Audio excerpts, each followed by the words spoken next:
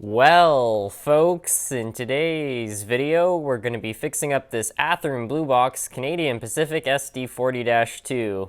I picked this locomotive up at Larkspur line a while back. I think I paid something like 40 Canadian dollars for it. And anyway, one of the main reasons I bought it was because it had this, which is some sort of archaic decoder. I really don't know a whole lot about it, but some people were saying this was basically what I guess some layouts had prior to DCC.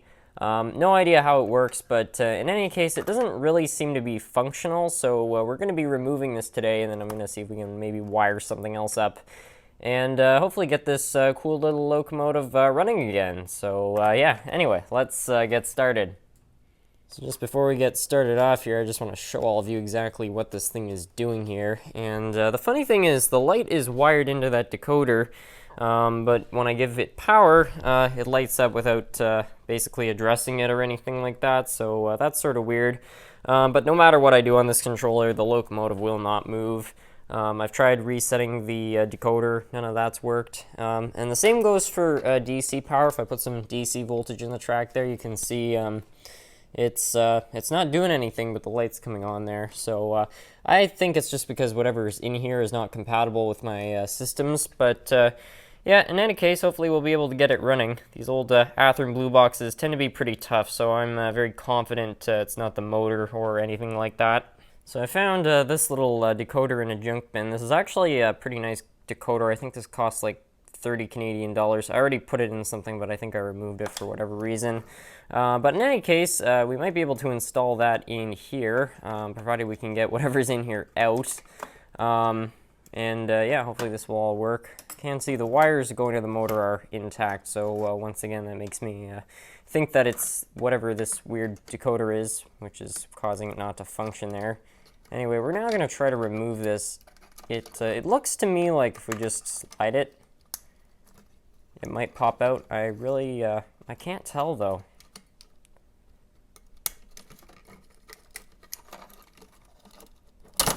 Okay, here we go.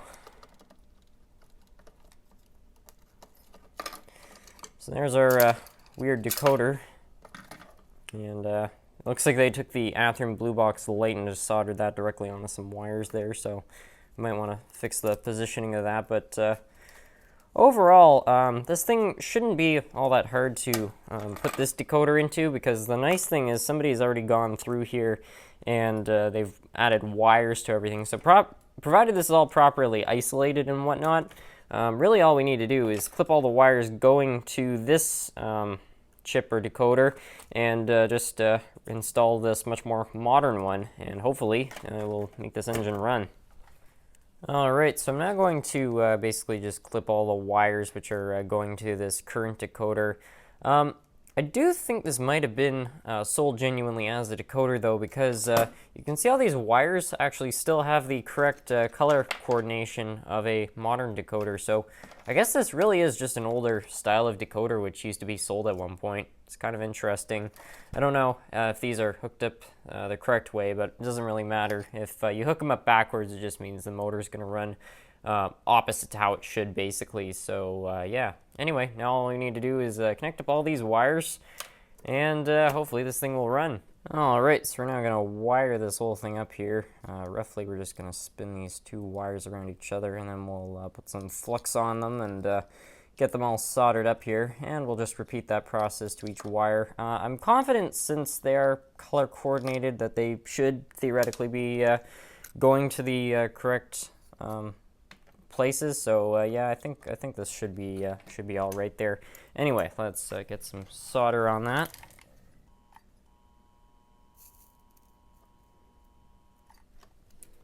All right, well, we've got it all soldered up, as you can see. We're going to take it over to the track to test it, though, before we go sealing it all up, because I can't remember exactly why I took this decoder out of another engine. I think it was acting up, but I'm not sure if that's just that particular engine's motor interacting with this decoder, or if it's the decoder. So we're just going to make sure this is all operational before we go putting it all back together and taping up the wires. All right, so we're gonna get this thing all set up on the track here, and this is a DCC decoder, obviously, but it's also DC, and I don't know what it's programmed to, so I'm just gonna use DC power, that way we don't have to figure that out.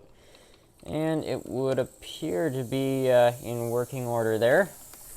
It's definitely running. It's not very fast for the amount of power I'm putting in it, but it is doing it. So I ended up removing the decoder on this locomotive because it just wasn't performing the way I wanted it to. I couldn't figure out why it was going so slow, so I thought that maybe the decoder was regulating the amount of power going to the motor, or it could be doing anything else. I don't know how good that decoder is, but in any case, I decided to open the gearbox up to make sure everything was in order. And I found this. I'm not sure how well you can see that, but you can see the gear right there. Now here's a regular Athearn Blue Box gear, and you can see it's much wider. So here's the really weird thing. I've never seen this before. If you look down, the reason this gear is so narrow is because there's actually a smaller gear connected to it. So I don't know if this is like a kit that Athearn sold or a custom thing somebody created, but this has a very severe gear reduction, so that's why it doesn't run very fast. It doesn't matter how quick the motor's revving, it's pretty much all being converted to torque right here, so it's going to be a very strong puller, I'll say that. But unfortunately it's not going to be terribly fast, which for a switcher engine is okay, but for an SD40-2 like this, I can't say I'm the biggest fan of that, but it's going to be able to haul some really long trains if I need it to, so I guess that's a bonus. So yeah, anyway, I'm now going to coat these wires in something so they don't shorten here, and then I guess we'll put the shell on. I did wire up the light, and hopefully we'll be able to run this thing.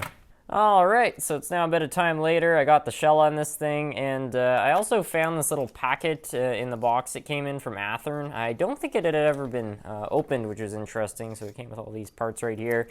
So yeah, I installed basically all the handrails that I could, all the ones on the front. The ones that go down the sides, I couldn't seem to locate the long parts. They might have been in that box, but I honestly can't remember. They might have fallen out at some point. But in any case, I put on all the stuff I could. So we've got the little pieces of plastic for the number boards installed. I installed the headlights. I installed the horns. And yeah, as I said earlier, all of the handrails that I could. So yeah, there's only one thing left to do now, which is to take this thing over to the track and see if it runs. Alright, so we've got this thing all set up on the track. I've got to say, I do like the look of this locomotive. It's certainly not the most prototypical one out there by a long shot, but it's got a really kind of classic model train feel. Somebody clearly did put some effort into it. Anyway, without further ado, let's give this thing some power. And there it goes.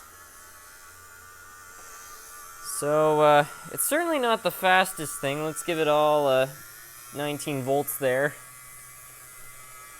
But, yeah, there it is. Yeah, cab lighting looks pretty good. I'm impressed with that. The rear lights might be working as well. Yeah, they're a little bit. But, yeah, in any case, I'm pretty pleased with that engine. I wish it was a little bit faster, but if ever I want to pull a really long train, I could add a ton of weight to that. I could fill the top of the shell with some lead. And I'm sure this thing could probably pull 50 cars, honestly. It's just got so much of a gear reduction, and it's got an Athearn 5-pole motor in it. I mean, as far as pulling capacity goes, this could be one of the strongest engines I own, provided I added the proper weight to it. So I guess it's got that claim to fame. Anyway, I guess that's going to be it for today's video. Thank you all so much for watching. Wish I could have got that decoder working, but in any case, I made off with a fine Athearn for not a crazy amount of money, so yeah, I call that a success. Anyway, thanks for watching, everyone.